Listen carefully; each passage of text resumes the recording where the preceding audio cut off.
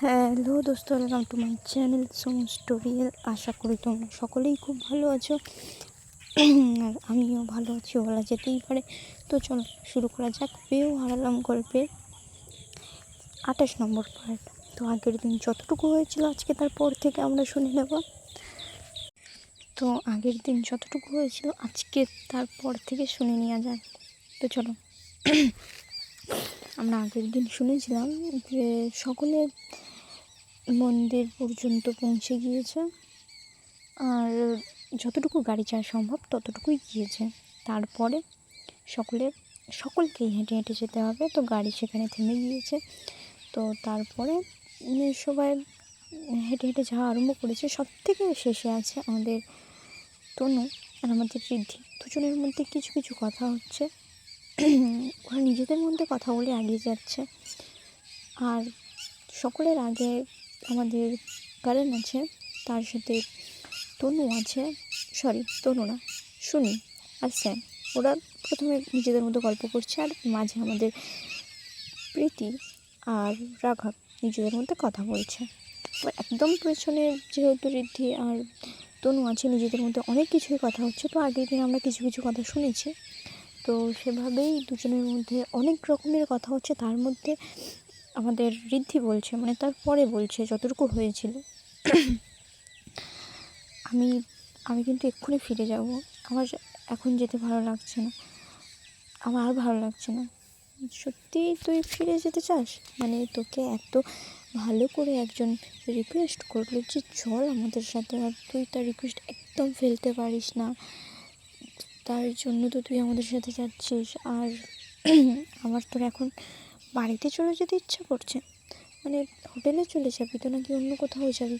আমি তোকে কিচ্ছু বলবো না কোথায় যাব, আমি চলে যাচ্ছি। আরে বাবা থাম, আমি চল, ভালো লাগবে। তোদের হঠাৎ করে কে বুদ্ধিটা দিল বলতো এই পূজা দেওয়ার? আমরা অনেক দিন ধরে আগের বারেই চেষ্টা করেছি, বাট তোর জন্য হয়ে ওঠেনি। বাট এইবারে তো দিতে হবে। সত্যি ঠাকুরের কাছে কিছু চাইলে সেটা পাওয়া যায়। ঠাকুর যতটুকু দেওয়ার ততটুকু দিয়েছে। আর আলাদা করে চাওয়ার মতো কী আছে বলতো? তোদের তো চাওয়ার অনেক কিছুই আছে, ওই জন্য তো পূজা দিতে যাচ্ছিস। চাওয়ার মতো কিছু নেই, তবে ঠাকুরকে ধন্যবাদ জানাতে যাচ্ছি। ও তার মানে তোরা আগে কিছু চেয়েছিলিস? হ্যাঁ, কিছু চেয়েছিলাম। তাহলে বলছিস কিছু চাওয়ার নেই? যতটুকু চাওয়ার হয়ে গিয়েছে। হ্যাঁ, সেই দিক থেকে দেখতে গেলে আছে কিছু চাওয়ার। কী চাওয়ার আছে? এই যে দেখ না, সামনে যারা দুজন হেঁটে হেঁটে যাচ্ছে, মানে একদম সামনে, তাদের কথা বলছিস তো? একেবারে সামনের কথা বলছি না, আমি প্রীতির কথা বলছি আর আমার ভাইয়ের কথা বলছি। প্রীতি আর তোর ভাইয়ের কী কথা বলছিস তুই? মানে ওদের দুজনের। তনু, তুই ভয় পাচ্ছিস কেন? ঠাকুর, তুই তো বিশ্বাস করিস না, তার মানে ঠাকুর ওদের, তুই এটা ভাবতে কী করে পাচ্ছিস? তুই তো বিশ্বাস করিস না, এগুলো বিশ্বাস করিস তো? তুই তো করিসই না, তাহলে ভয় কেন পাচ্ছিস? এরকমই ভুলভাল কথা বলিস না। আর এরকম ভুলভাল কথা বললে আমি আমি বাড়িতেই চলে যাব, একদম ডিরেক্ট বাড়িতে চলে যাব। আচ্ছা, আমি এরকম বলছি না। আর তাছাড়া এটা আমি মন থেকেও চাই না।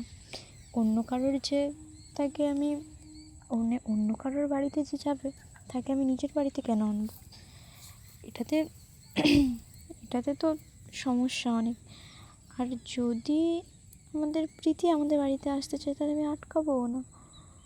তনু, আমি আমি এগিয়ে চলে যাচ্ছি, তুই পিছনে একা একা দাঁড়া না বাবা। আমি তো হাঁটতে পারছি না, জানিস তো আমি শাড়ি পরে অভ্যস্ত নয়। চল না রে একটু আমার সাথে, হাতটা ধর। আমি কারোর হাত ধরবো না। আচ্ছা বাবা ঠিক আছে, আমি তো এটা ইয়ার্কি করে বলছিলাম, আমি জাস্ট দেখছিলাম তোর রিয়াকশান কেমন আসে। হ্যাঁ, এইসব ভুলভাল কথা বলে আর রিয়াকশান চেক কর। কিন্তু আমি এমনিই বলছিলাম, ঠাকুরের কাছে তো আমরা এটাই চাইতে পারি না যে তোদের মানে আমি মন থেকে এটাই তো চাইতে পারি।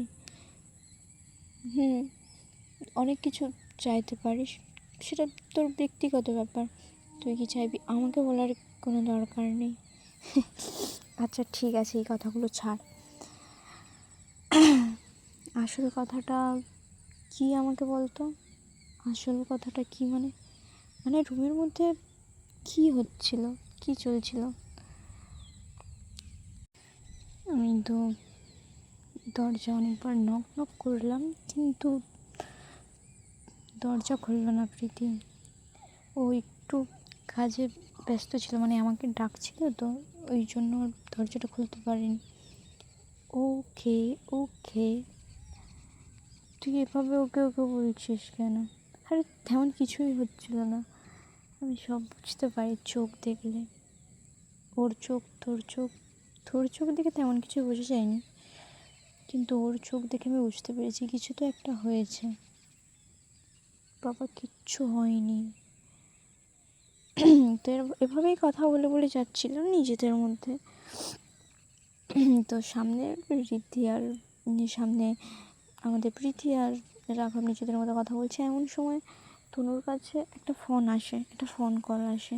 ওরা কিছুটাই হেঁটে যায়, বেশি দূর গিয়েছে তেমনটা নয়, কিছুটাই হেঁটে যায়। তো তনুর কাছে ফোন আসে, হ্যাঁ গাড়ির যে ড্রাইভার ছিল সেই ফোনটা করেছে। তো ফোনটা তুলে তখন ওপার থেকে ড্রাইভারটাই বলে যে আপনাদের এখানে একটা ব্যাগ থেকে গেছে, এই ব্যাগটা কিনতে বলা হয়েছিল, আমি দিয়ে দিয়েছিলাম, কিন্তু এই ব্যাগটা থেকে গেছে। কোনো প্রয়োজনীয় জিনিস আছে এতে, আমি খুলে দেখিনি, একটু চেক করে দেখবেন ওখানে আপনাদের কি কি আছে, আর কিছু প্রয়োজনীয় জিনিস এখানে হয়তো ফেলে গেছেন, আমি ব্যাগটা খুলছি না, প্যাক করা আছে তো, তো একটু দেখে নিন না। হ্যাঁ দাদা ভাই আমি দেখছি, একটু হোল্ড করুন, এই বলে ও সকলকে ডাক দেয়। তো কারণ রাঘবেরই সব কিছু নেওয়ার কথা ছিল, কারণ ও সামনের সিটে বসেছিল, তো রাঘবের উপরেই দায়িত্বটা ছিল যে ওখান থেকে নিয়ে নেয়, তো রাঘবকেই ডাকে। তো প্রথমে কারণদের ওখানে যা কিছু দেওয়ার ওরা হিসাব করে নিয়ে গিয়েছে, এবার রাঘবকে যখন ডাকে, তো হ্যাঁ পুজো দেওয়ার মতো কিছু একটা ওখানে ছিল, সামগ্রী কিছু একটাই ফেলে এসেছিল। তো রাঘবকে ডাকে, তো রাঘব একেবারেই ভুলে গিয়েছিল ওটা আনতে। তো রাঘবকে ডাকতেই রাঘব বলছে, ও সেট আমি তো একেবারেই ভুলে গিয়েছি, আমাকে দিয়েছে, আমাকে বলেছিল ওতে কী প্যাক করা একটা কিছু আছে, কিন্তু কী আছে সেটা আমাকে বলেনি, মানে আমিও খুলে দেখিনি, তোকে খুলতে দেখতেও বলা হয়নি, তোকে ওটা নিয়ে আসার কথা বলা হয়েছিল, তুই সেটা নিয়ে আসলি না, ফেলে এসেছিস, যা আগে গিয়ে নিয়ে, এতটা দূর চলে এসেছি, আমরা যেতে, তোর দায়িত্ব ছিল, তুই একটা দায়িত্ব যদি না পালন করতে পারিস তো এরকমই হবে, যেতে হবে আবার। দিদি, দিদি আগে যা, নিজের কাজটা কর, তারপরে এসে দিদি করবি। যতক্ষণ এখানে এসেছিস সবসময় তো ব্যঙ্গ করছিস, এই আমার দিদির উপরে এই দায়িত্ব কে দিয়েছে, সব ভুলভাল করে, তুই তো একটা ছোট্ট দায়িত্ব পালন করতে পারছিস না। তখন সিদ্ধি বলে, ওকে ওকে কুল, তোরা দুজনে এখানে শুরু করে দিস না, বাড়িতে গিয়ে করবি এগুলো। রাঘব তুমি যাও, গিয়ে ওটা নিয়ে আসো। ঋদ্ধিদি, এতটা চলে এসেছি বুঝতে পারছি, কিন্তু কিছু করার নেই বাবা, তোমাকেই যেতে হবে, আমি যাচ্ছি বলে চলে যায়। তো এর মধ্যে এটা দেখে মানে এরকমভাবে মুখ অন্যরকম করে চলে গেছে দেখে সকলে একটু হাসছিল। তো তনুকে প্রীতি বলছে, প্রীতি না ঋদ্ধি বলছে, তুইও না এভাবে সব জায়গায় চালু হয়ে যাস কেন বলতো, দেখছিস বেচারাটা এতটা চলে এসেছে, আবার পাঠানোর কি দরকার ছিল, কী এমন জিনিস ছিল যেটা লাগবে, তুই জানিস না এই ব্যাপারে, তুই কিছু বলিস না, চুপ কর। তো এখন তো একসাথে তিনজনে যাওয়া স্টার্ট করে, তো প্রীতি বলে আমরা একটু দাঁড়িয়ে যাই, আসলে একসাথে যাব। না না চলো, ও চলে আসবে। তো এভাবে তিনজনে একসাথে নিজেদের মধ্যে কথা বলতে বলতে যায়। তো এখন আর তনু আর ঋদ্ধি তো তেমন ঝগড়া করছে তেমনটা নয়, সে সকলে একসাথে কথা বলে বেড়াচ্ছে, বিশেষ করে প্রীতির সাথে তো তনু কথা বলছেই। তো রীতিও কিছু কিছু কথা শুনছে। তো মানে কিছুটা যেতে যেতে তো হঠাৎ করে পাটা পিছলে যায় আমাদের আমাদের প্রীতির। তো পড়ে যাবে তখনই ঠিক ধরে নেয় আমাদের আমাদের ঋদ্ধি প্রীতিকে ধরে নেয়। আর তনুও পাশে ছিল সেভাবে, তনুও ধরার চেষ্টা করে, কিন্তু তার আগে আমাদের প্রীতি ধরে নেয়, হাত ধরে নেয়, পড়ে যাচ্ছিল, হাত ধরে নেয়, নিয়ে নিজের দিকে টেনে নেয়। তো তা তখনও একটু কাছাকাছি চলে আসে আমাদের আমাদের প্রীতি ঋদ্ধির কাছাকাছি। তো কাছাকাছি আসলেই ওর একটু অন্যরকমই তো লাগে, এটা তো স্বাভাবিক। এটাই আমরা এতদিন ধরে জেনে আসছি, মানে এতক্ষণ ধরে জেনে আসছি এদের স্টোরিটার ব্যাপার স্যাপার। তো বেশ ভালোই। যখন এরকমই পরে আমি বলেছিলাম শাড়ি পরে আসতে, না, শাড়িটা না পরে আসলে কি পুজোটা অসম্পূর্ণ থেকে যেত। তখন তনু তো আর তখন কিচ্ছু বলছে না, এক্ষুনি পড়ে যাচ্ছিলো তো দেখে, ওই জন্য আর কিছু বলছে না। ও প্রীতিকে বলছে, তুমি এখন ঠিক আছো তো, কোথাও লাগেনি তো? হ্যাঁ লেগেছে। ও এখন না বলবে, আমি শিওর এক্ষুনি না বলবে। ওর পায়ে লেগেছে, আমি বুঝতে পেরেছি, মোচ লেগেছে। না মানে হাঁটতে পারবে তুমি? আমি হেঁটে যেতে পারবো। আমি বলেছিলাম তনু, শাড়ি পরে যাওয়ার কোনো দরকার নেই। দেখ লেগে গেছে পায়ে। ওকে, আমি দেখছি কি করা যায়। তনু, তোর কাছে কোনো এখন কিছু আছে ইমিডিয়েট দেওয়ার মতো? এখানে তো না আইস পাবো না কিচ্ছু পাবো। আরে তোমরা এত ব্যস্ত হয়েও না, আমার পায়ে তেমন লাগেনি যে আমাকে এক্ষুনি ডাক্তারের কাছে যেতে হবে, কিংবা এইসব, এগুলো প্রাথমিক, এগুলো প্রয়োজন, এগুলো লাগলে করতে হয়, সেটার ব্যবস্থা আমাদের কাছে এখন নেই। তো আমাদের কাছে যখন এগুলোর ব্যবস্থা নেই, তখন ফিরে যাওয়া দরকার। তোরা যা, গিয়ে পূজা দিয়ে আয়। আর এই যেতে পারবে না আমি বলছি, আমি যেতে পারবো। আর পূজা দেওয়াটা কি অনেক ইম্পর্টেন্ট এই পায়ের থেকে? এই পায়ে যদি কিছু হয়ে যায় তুমি তো আর হাঁটতে পারবে না, তোমার পূজা দিয়ে কী ফল হবে? দেখো, এভাবে বলো না তুমি। আমি বলছি তো আমি যেতে পারবো। আর পূজা দেওয়াটা সত্যিই জরুরি। আমরা একটা পূজা দেবো বলে ভেবে এসেছি এখানে, আর সেই পূজাটা না দিয়ে আমরা এভাবে ফিরে যাব না। ও, ভেরি নাইস, মনের অনেক জোর। চলো হেঁটে হেঁটে চলো, যেতে পারবে। তোমার পায়ে তো এখন পাওয়ার চলে এসেছে না, তুমি যেতে পারবে। চলো হেঁটে হেঁটে চলো। তো হাত ছেড়ে দেয় আমাদের ঋদ্ধি। তো 2 পা ফেলে, 3 পা ফেলে, কিন্তু আর যেতে পারছে না, বসে পড়ে। উফ, আমার পায়ে কী হয়েছে? তোমার পায়ে লাগছে? পা ফেলতে লাগছে তোমার? বলছি চলো ফিরে যাই। তখন তনুর দিকে তাকায় প্রীতি। ওর দিকে তাকিয়ে কোনো লাভ নেই। আমি তো চাইছি পূজাটা দেওয়ার জন্য। আমি আমি বাড়ি থেকে ভেবে এসেছি, আমাকে বাড়িতেই বলেছে। আর এখানে এসে আমি এভাবে ঠাকুর দর্শন না করে ফিরে যাব, আমি এটা করতে পারবো না। তনুদি, আমাকে একটু হেল্প করো, আমি এভাবেই হেঁটে যেতে পারবো। ঋদ্ধি আর কিচ্ছু বলতে পারে না যখন তনুকে এভাবে বলে। মানে ঋদ্ধিকে বলছে না, মানে ঋদ্ধি বলছে তো যেতে পারবে না, ওই জন্য ঋদ্ধিকে আর বলছে না যে সাহায্য করো, তনুকে বলছে যে সাহায্য করো, আমি যেতে পারবো। তো ঋদ্ধি তনুর দিকে তাকায়, তো প্রীতির দিকেও তাকায়। প্রীতি তনুর দিকে তাকিয়ে বলে, মানে এমন করে বলছে, আমি বলেছিলাম এই রাস্তাতে শাড়ি পরে যাওয়াটা ঠিক হবে না, আমি জানি এরকম কিছু একটা হবে। মানে এরকমই বলছে তনুকে। তনু তো তাকিয়ে আছে রীতির দিকে, ওর তো এখন কিছু বলার জায়গা নেই, ও কীভাবে বলবে। হ্যাঁ, বারবার মানা করেছে, তা সত্ত্বেও ওরা গিয়েছে, আর তারপরেও এরকমই একটা ঘটনা ঘটেছে। তো কী করার আছে এখন? কিছুই করার নেই, কিছু বলারও নেই। তো এখন ঋদ্ধি, উঠে দাঁড়াও, উঠে দাঁড়ানোর চেষ্টা করো, উঠে দাঁড়াও, তারপরে দেখছি কীভাবে যাওয়া যায়। তো প্রীতি উঠে দাঁড়ায়। তো প্রীতি আরও 1-2 পা হেঁটে যাওয়ার চেষ্টা করে, কিন্তু প্রীতি মানে হেঁটে যাওয়ার চেষ্টা করছে কিন্তু পারছে না ঠিকভাবে, কষ্ট হচ্ছে। কিন্তু এইবারে প্রীতি আর বলছে না যে ওর কষ্ট হচ্ছে, কিন্তু রীতি বুঝে যায় যে প্রীতির হাঁটতে পারছে না। তো ঋদ্ধি কী করে, প্রীতিকে নিজের কোলে নিয়ে নেয়। হ্যাঁ, ঋদ্ধি কোলে নিয়ে নেয় প্রীতিকে। তো ঋদ্ধি যখন প্রীতিকে কোলে নিয়ে নেয় তখন তখন তনু তো কিছু বলেইনি। তনু পিছন থেকে মানে তনু জাস্ট ঋদ্ধিকে দেখছে যে কী করতে পারে। তো যখন কোলে নিয়ে নেয় তখন আর প্রীতি বলছে, না না আমি এভাবে যাব না। চুপ, ঠাকুর পুজো দেওয়ার কথা তার মাথায় আছে তো? আমি তো হেঁটে যেতে পারছিলাম, আমি বুঝতে পেরেছি তুমি কতটা হেঁটে যেতে পারছিলে। চুপচাপ যেমনভাবে নিয়ে যাচ্ছে তেমনভাবে যাবে।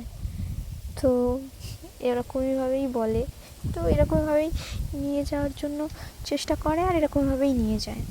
তো আমাদের তনু পিছনে থাকে আর তনু মনে মনে বলে, আরে এখানে অনেক জোরে হাওয়া এসেছে, কত সুন্দর হাওয়া হচ্ছে, তোমরা হয়তো বুঝতেই পারবে এখানে কতটা তেজে হাওয়া হচ্ছে।